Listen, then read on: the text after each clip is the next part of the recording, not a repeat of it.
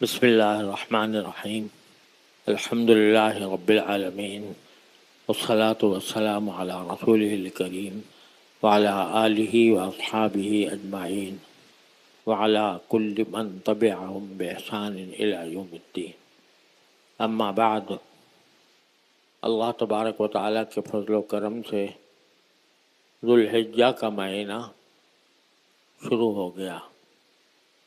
اللہ تبارک و تعالیٰ اپنے بندوں کو اپنی رحمت سے نوازنے کے لیے وقتاً فوقتاً کچھ دن اور کچھ راتیں متعین فرما دیتے ہیں جن کے ذریعے بندہ اپنے اللہ سے قریب ہو جائے.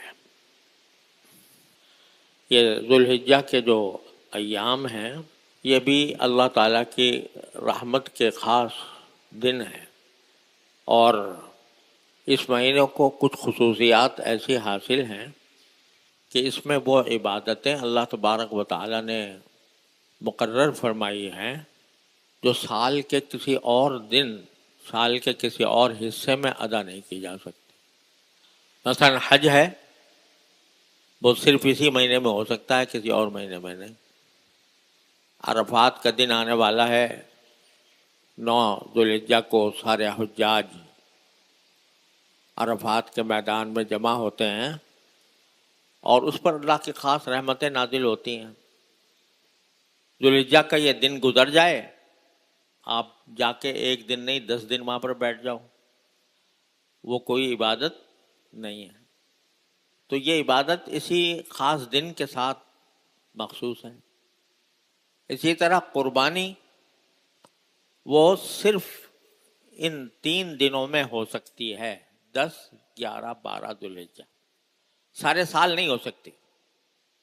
سارے سال اگر آپ کوئی بکرا صدقہ کرتے ہو تو وہ صدقہ ہے. قربانی جو عبادت ہے، قربانی کے معنی ہے اللہ کے حکم کے مطابق کسی جانور پر گلے پہ چھری پھیر کر بسم اللہ اللہ اکبر کہہ کر اس کے گلے پر چھری پھیرتے، بس قربانی ادا ہو گئی. یعنی گلے پر چھری پھیر دینا یہ عبادت ہے. یہ عام دنوں میں نہیں ہو سکتا. عام دنوں میں گلے پہ چھری پھیرنے میں کوئی ثواب نہیں. ہاں، گوشت تقسیم کر دو، گوشت صدقہ کر دو، اس کا ثواب ہے.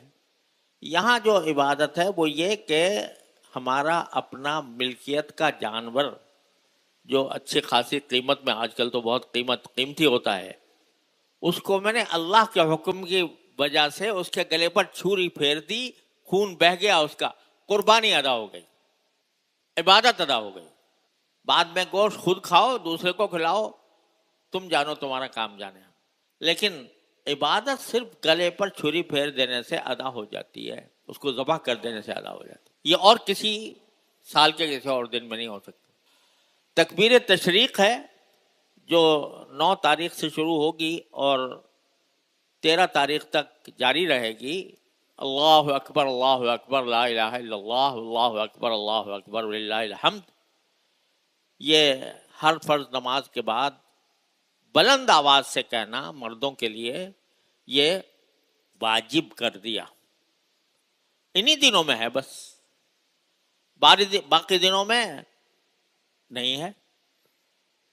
تو معلوم ہوا کہ اللہ تبارک و تعالیٰ نے ان ایام کو اپنی خصوصی عبادتوں کے لیے منتخب فرمایا.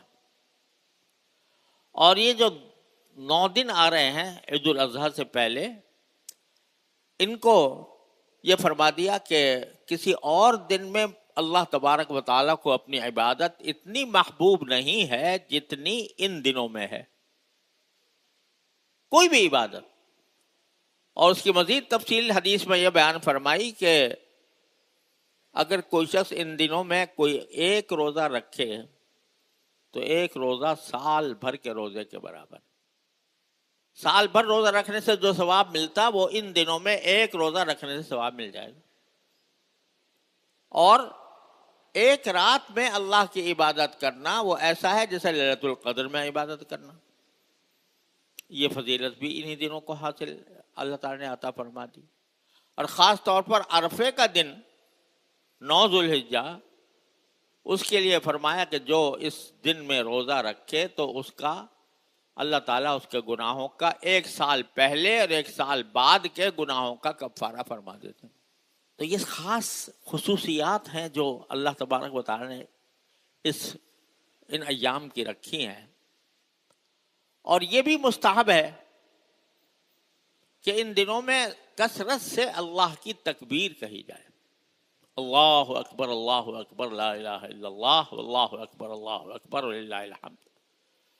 چلتے پھرتے اٹھتے بیٹھتے زبان پر اللہ کی تکبیر ہو۔ یہ تکبیر کے دن ہیں، اللہ کی بڑائی بیان کرنے کے دن ہیں۔ اور جب آپ جانور کو ذبح کرتے ہیں تو اس وقت تک حلال نہیں ہوگا جب تک کہ آپ اس پر بسم اللہ اللہ اکبر نہ کہیں۔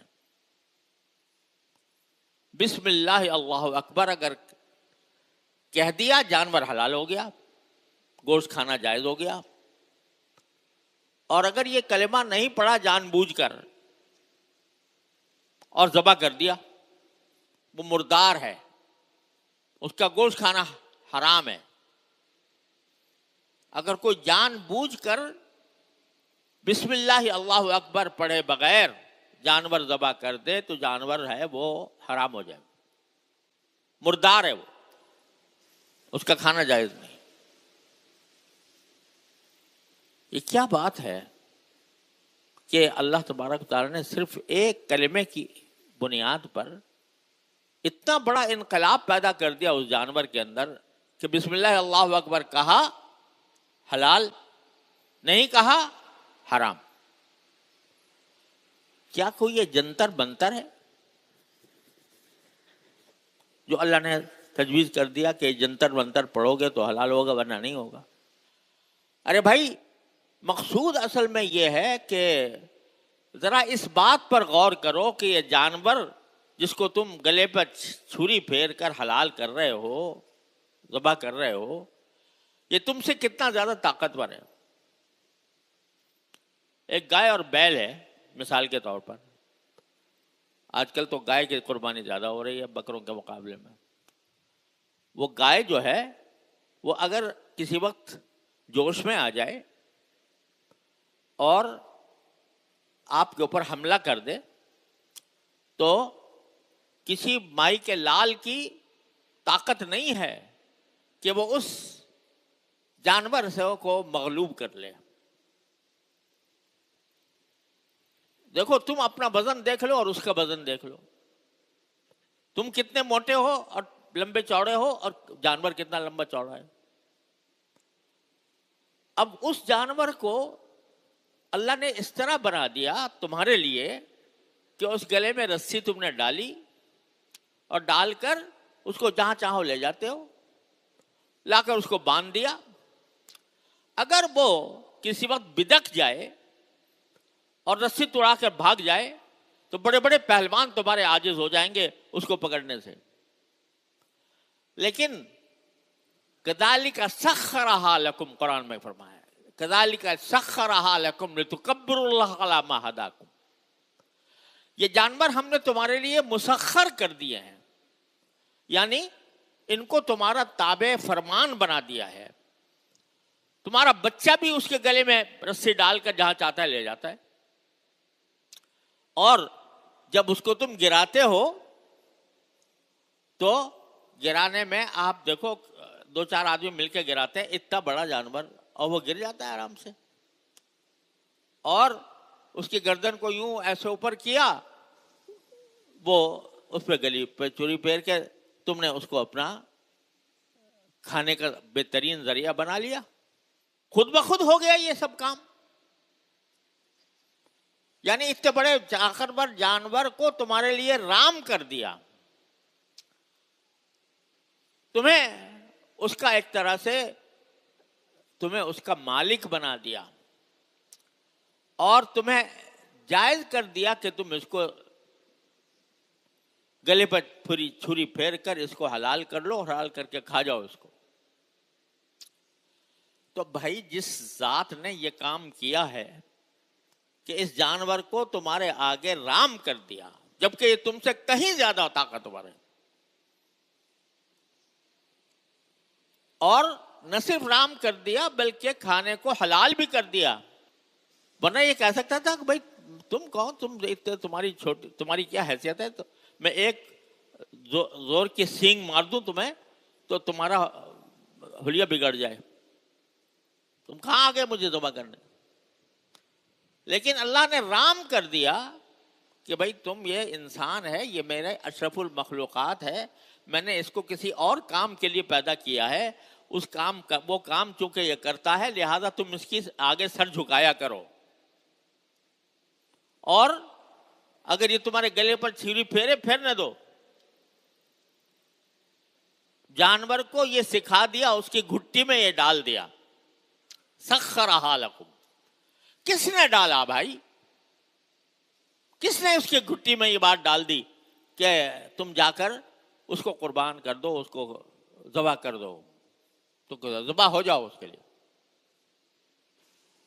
اللہ ہی تو ہے نا جس نے یہ سارے جانور تمہارے لیے مسخر کر دیے, تو کم از کم اس کا نام تو لے لو, بسم اللہ, کہ میں اللہ کے نام سے ذبح کر رہا ہوں.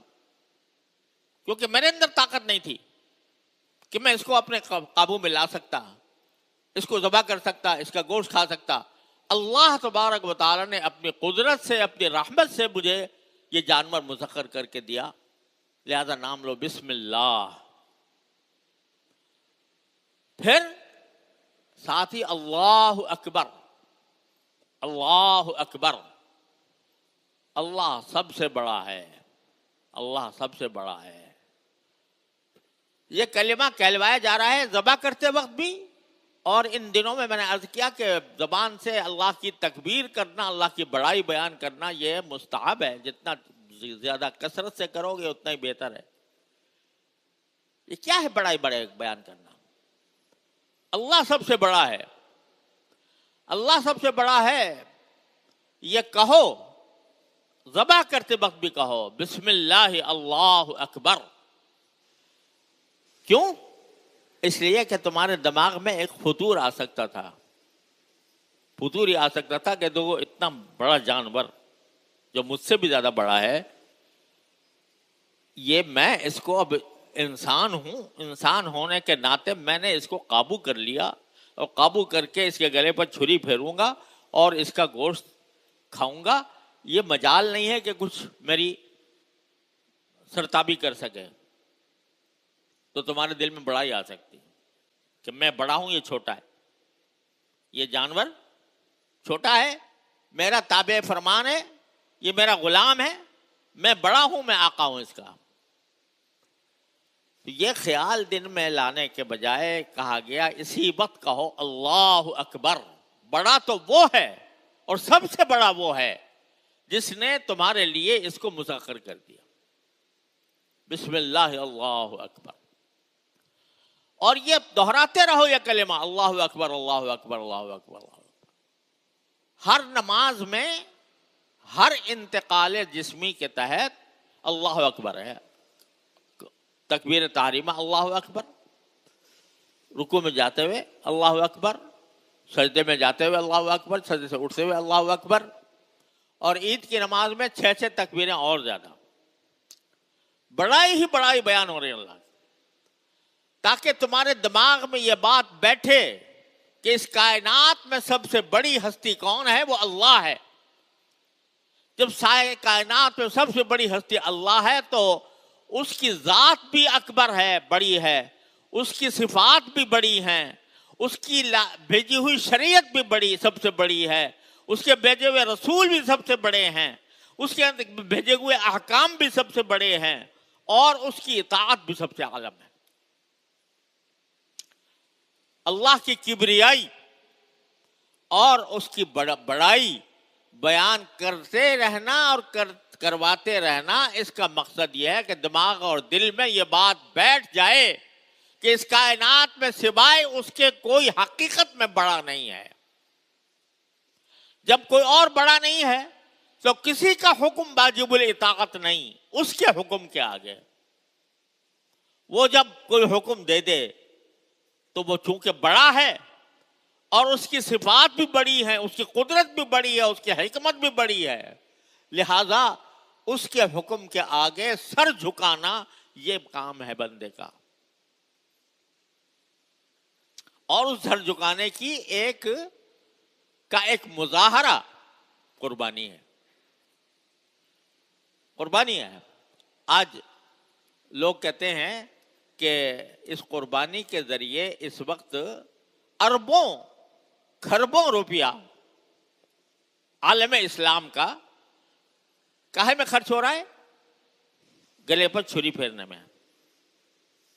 اگر سارے عالم اسلام جو کہ 2 ارب کے قریب ہیں، اگر ان میں سے 1 ارب بھی قربانی کرتے ہوں تو کیا مطلب ہوا کہ 1 ارب قربانی ہو رہی ہے پوری دنیا میں، اور ایک قربانی کی کم سے کم قیمت اگر آج کل کے حساب سے لگاؤ تو کم سے کم قیمت حصہ جو ہے وہ کسی گائے کے اندر آئے گا 4-5 ہزار 6 ہزار کا۔ 6,000 ارب روپیہ کاہے میں خرچ ہو رہا ہے؟ گلے پر چھری پھیرنے میں۔ تو کہنے والے کہتے ہیں بھائی یہ امت جو پہلے ہی افلاس کا شکار ہے، اس کے 6 ارب روپے جو ہے وہ نالیوں میں بہہ رہے ہیں، لہذا اقتصادی اعتبار سے اور معاشی اعتبار سے یہ تو بڑے نقصان کا معاملہ ہے، اعوذ باللہ۔ کہنے والے یہ کہتے ہیں، اس واسطے قربانی کی عبادت کا انکار کر دیا اور کہہ دیا کہ یہ تو حج کے موسم میں چونکہ لوگ جمع ہوتے تھے، لہذا ان کو کھانے کے انتظام کرنے کے لیے حج میں فرض کی گئی تھی، حج کے علاوہ کہیں فرض نہیں ہے۔ ایسی باتیں کرنے لگے لوگ، کیونکہ معاشی نقصان ہے، اتنا بڑا نقصان۔ 6,000 ارب مثلا میں نے حساب ایسے ہی علی حساب 6,000 ارب کا نقصان ہو گیا، نالیوں میں بہہ رہا ہے خون۔ تو یہی بات تو سکھانی ہے قربانی کے ذریعے کہ جب اللہ کا حکم آ جائے تو چونکہ وہ سب سے بڑا ہے، تمہاری عقل سے بڑا، تمہاری سمجھ سے بڑا، تمہاری مصلحتوں سے بڑا، تمہارے اپنے مفادات سے بڑا، لہذا پھر یہ تمہارے حساب کتاب سب بیکار ہیں اس کی بڑائی کے آگے۔ اس کی بڑائی کا تقاضا یہ ہے کہ اس کے آگے سر جھکاؤ اور قربانی کرو۔ دیکھو ابراہیم علیہ السلام کو کیا حکم ہو رہا ہے؟ بچے کو قربان کر دو۔ بچہ بھی کون؟ نابالغ۔ نابالغ بھی کیسا؟ نبی کا بیٹا۔ اس بیٹے کو کہہ رہے ہیں کہ جا کے قربان کر دو۔ کوئی عقل میں بات آتی ہے کہ ایک باپ اپنے بیٹے کو ذبح کر دے؟ لیکن پلٹ کر ابراہیم علیہ السلام نے یہ نہیں پوچھا کہ یا اللہ میرا بڑی مرادوں سے مانگا ہوا بیٹا ہے اور نابالغ ہے، نابالغ کو تو جنگ میں بھی قتل کرنا حرام ہے، تو میں کیوں اس کو قتل کروں؟ کیوں کا سوال نہیں کیا ابراہیم علیہ السلام۔ بیٹے سے کہا کہ بیٹا مجھے خواب میں نظر آیا ہے اور مجھے حکم ملا ہے کہ تمہیں قربان کروں۔ بیٹے نے بھی پلٹ کے نہیں پوچھا کہ ابا جان مجھے کس جرم کی سزا دی جا رہی ہے، مجھے کیوں مارا جا رہا ہے، مجھے کیوں موت کے گھاٹ اتارا جا رہا ہے، میرا کیا جرم ہے؟ اس نے بھی پلٹ کر نہیں پوچھا۔ وہ بھی ابراہیم کا بیٹا تھا، پیغمبر کا بیٹا تھا، اور وہ بیٹا تھا جس کی صلب سے خاتم النبیین صلی اللہ علیہ وسلم تشریف لانے والے تھے۔ اس کا جواب کیا تھا؟ اس کا جواب یہ تھا یا ابت فعل ما تؤمر، ابا جان جس بات کا آپ کو حکم ملا ہے وہ کر گزریے اور میری فکر نہ کیجیے، ستجدنی انشاءاللہ من الصابرین، آپ مجھے اللہ نے چاہا مجھے صبر کرنے والوں میں پائیں گے۔ یہ ہے قربانی، جو حکم آ گیا اللہ کا تو پھر کوئی مفاد، کوئی منفعت، کوئی مصلحت اس کے آگے نہیں آ رہی۔ کیوں؟ اس لیے کہ اللہ بڑا ہے، سب سے بڑا ہے۔ تو دونوں میں سے کسی نے کیوں کا سوال نہیں کیا، کیونکہ اللہ کا حکم ہے جو سب سے بڑا ہے، لہذا ہمیں کیوں کا سوال کرنے کی ضرورت نہیں۔ اس میں کون سا مفاد ہے، کون سی مصلحت ہے، ہمیں یہ جاننے کی ضرورت نہیں۔ میرے مالک نے مجھے کہا ہے لہذا میں کروں گا۔ جب اس جذبے کے ساتھ باپ نے بیٹے کو ذبح کرنے کے لیے لٹا دیا تو قرآن کہتا ہے فلما اسلما وتلہ للجبین، جب باپ بیٹے دونوں اللہ کے حکم کے آگے جھک گئے اور باپ نے بیٹے کو پیشانی کے بل لٹا دیا تو اس وقت اسلمہ کا لفظ استعمال کیا قرآن نے. گویا انہوں نے اسلام جس کے معنی ہے جھکنا، فرما برداری کرنا، وہ اپنے عمل سے دکھا دیا اور ان کو لٹا دیا. تو پر ہماری قدرت اور رحمت بھی جوش میں آئی. قلنا یا، ہم نے اس وقت کہہ دیا کہ یا ابراہیم صدقت الرؤیا، ابراہیم تم نے اپنا کام پورا کر دیا، خواب کو سچا کر دیا، ہمارے حکم کی اطاعت کر لی. لو دیکھو اب ہم تمہارے سامنے ایک دمبا بھیج رہے ہیں. وہ دمبا، یہ جو چھری ہے یہ تمہارے بیٹے کے بجائے اس دمبے کے اوپر، اس مینڈے کے اوپر پھر گئی. وہ دیکھا تو وہ مرا، بچہ صاف بیٹھا ہے اور مینڈا پڑا ہوا ہے. تو جس ابراہیم نے علیہ الصلوۃ والسلام اپنے بیٹے کے اوپر کے گلے پر چھری پھیرتے وقت بھی کیوں نہیں کہا، آج دمبے پر اور گائے پر چھری پھیرتے ہوئے کہتے ہو کیوں پھیرے، ہمارا نقصان ہے اس میں. ارے اس کا ادھر تو بیٹے کی جان جا رہی تھی، بیٹے کی جان کا نقصان تھا.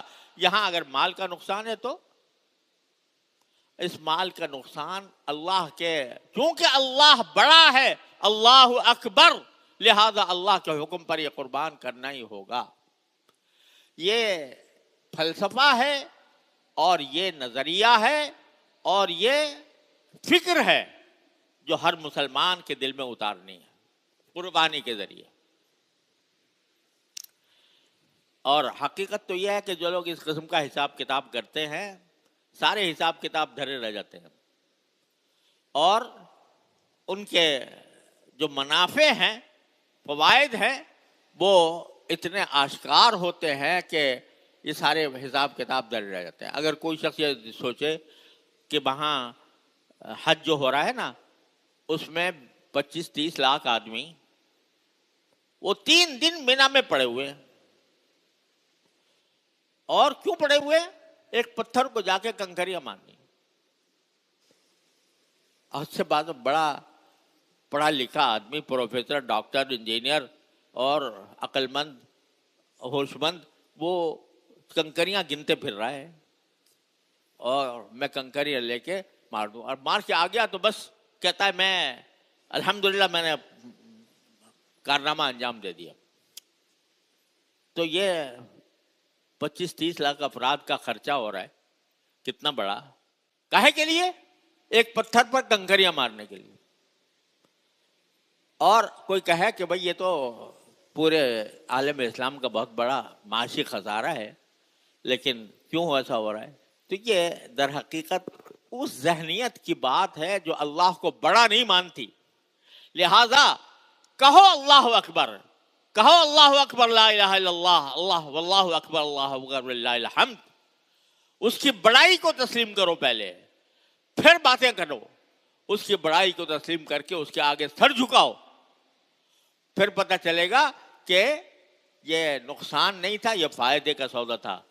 قرآن کہتا ہے حج کے بارے میں کہ یہ آئیں حج کریں لیشہدوا منافع لہم، تاکہ وہ آ کر اپنی آنکھوں سے منافع دیکھیں کہ کتنے زیادہ فائدے اس سے ہو رہے ہیں، آخرت کے اور کچھ دنیا کے بھی فائدے اس سے حاصل ہوتے ہیں. چاہے وہ حج ہو چاہے قربانی، اس میں دنیا کے بھی منافع حاصل ہوتے ہیں.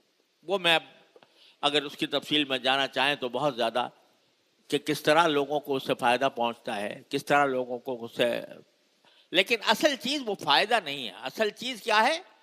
اللہ کے حکم کی تعمیل. لن ینال اللہ لحومها ولا دماؤها ولکن ینالہ التقوی منکم. اللہ کے پاس نہ اس کا گوشت پہنچتا ہے نہ اس کا خون پہنچتا ہے، لیکن تمہارے دل میں جو تقوی ہے، اللہ تبارک و تعالیٰ کی اطاعت کا جو جذبہ ہے، وہ ہے جو اللہ کے ہاں قابل قدر ہے. اللہ تعالیٰ ہمیں اس صحیح جذبے کے ساتھ ان دنوں کو گزارنے کی توفیق عطا فرمائے. اللہ کی بڑائی کو بیان کرتے رہو زبان سے بار بار، تکبیر کہتے رہو اور اللہ کی بڑائی کا احساس دل میں جما کر بیٹھو تو اللہ تعالیٰ کا انشاءاللہ قربانی بھی قبول فرمائیں گے، دوسری عبادتیں بھی اللہ تعالیٰ نے چاہا قبول ہوں گی۔ وصلی اللہ تعالیٰ علی خیر خلق۔ انشاءاللہ جامعہ دارالعلوم کراچی کی عیدگاہ میں عید الاضحیٰ کی نماز 7:15 بجے ادا کی جائے گی، 7:15 بجے عیدگاہ کے اندر۔ حضرات سے گزارش ہے کہ وہ اپنی جانمازیں بھی ساتھ لے کر آئیں۔